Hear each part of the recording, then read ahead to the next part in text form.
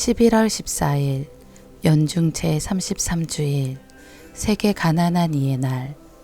프란치스코 교황은 2016년 11월 자비의 희년을 폐막하며 연중 제33주일을 세계 가난한 이의 날로 지내도록 선포하였다. 이날 교회는 가난한 이들을 위한 우선적 선택의 모범을 보여주신 예수님을 본받아 모든 공동체와 그리스도인이 가난한 이들을 향한 자비와 연대, 형제애를 실천하도록 일깨우고 촉구한다. 오늘 전례.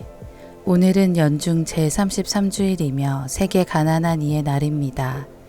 주 하느님께서는 주님의 백성을 보살피시니 우리에게 믿음을 더해 주시어 잠에서 다시 깨어나게 하실 것입니다. 성령의 도우심으로 날마다 열심히 사랑을 실천하며 그리스도께서 영광스럽게 나타나시어 뽑힌 이들을 모두 주님 나라에 모아주시기를 기다립시다. 본기도.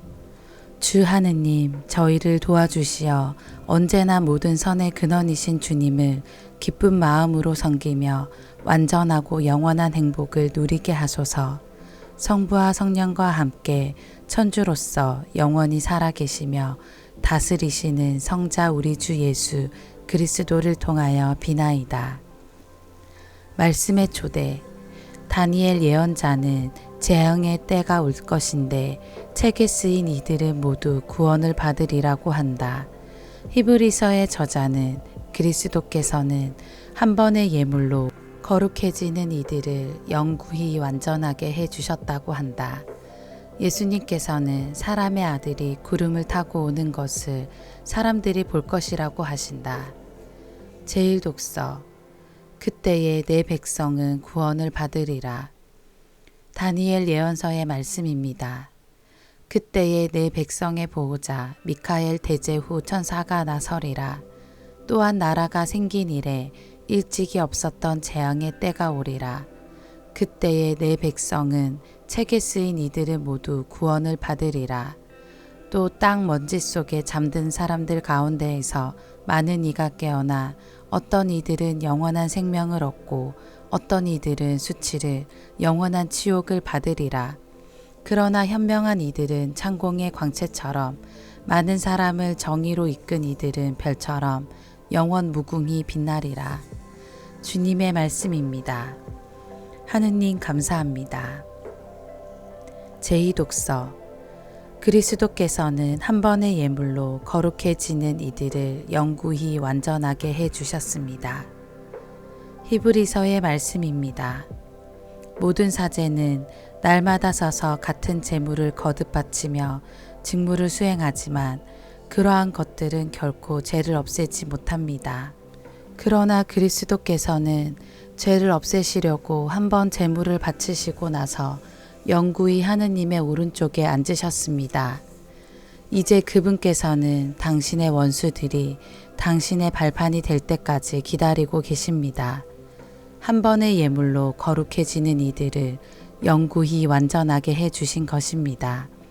이러한 것들이 용서된 곳에는 더 이상 죄 때문에 바치는 예물이 필요 없습니다. 주님의 말씀입니다. 하느님 감사합니다. 복음. 사람의 아들은 자기가 선택한 이들을 사방에서 모을 것이다. 마르코가 전한 거룩한 복음입니다. 그때에 예수님께서 제자들에게 말씀하셨다. 그 무렵 큰 환난에 뒤이어 해는 어두워지고 달은 빛을 내지 않으며 별들은 하늘에서 떨어지고 하늘의 세력들은 흔들릴 것이다. 그때에 사람의 아들이 큰 권능과 영광을 떨치며 구름을 타고 오는 것을 사람들이 볼 것이다.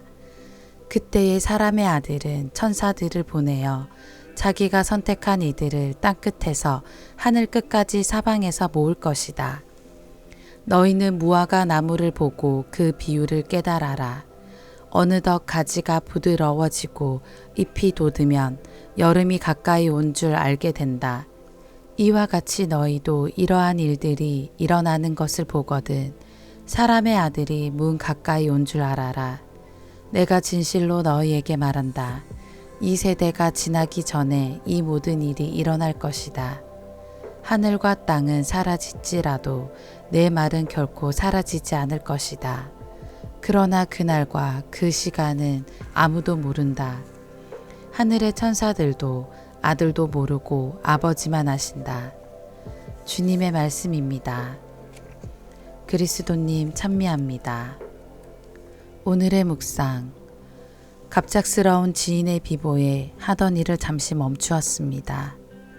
이제까지 이룬 것보다 앞으로 하고 싶고 이룰 것이 더 많은 분이셨습니다.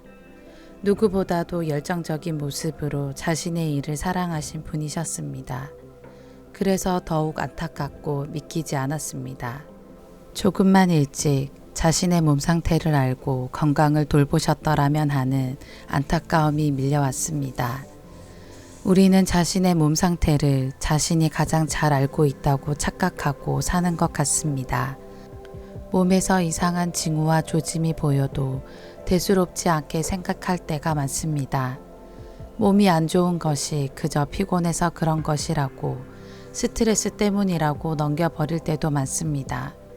병원에 가거나 약을 먹지도 않습니다. 그러다가 손 쓸 수 없는 지경에 이릅니다. 많은 경우 그런 징후와 징조를 흘려버리는 이유는 자신의 몸보다 더 중요한 무엇인가를 해야 하기 때문입니다. 분명 어떤 일이 일어나기 전에 징조가 나타나는데 다른 일에 집중하느라 더 중요하게 여겨지는 일을 하느라 그 징조를 무시해 버립니다. 그러고 나서는 마침내 모든 것을 잃어버리게 됩니다. 예수님께서 오시는 종말의 시간, 예수님께서 말씀하신 징후와 징조가 우리 주변에서 일어나고 있습니다.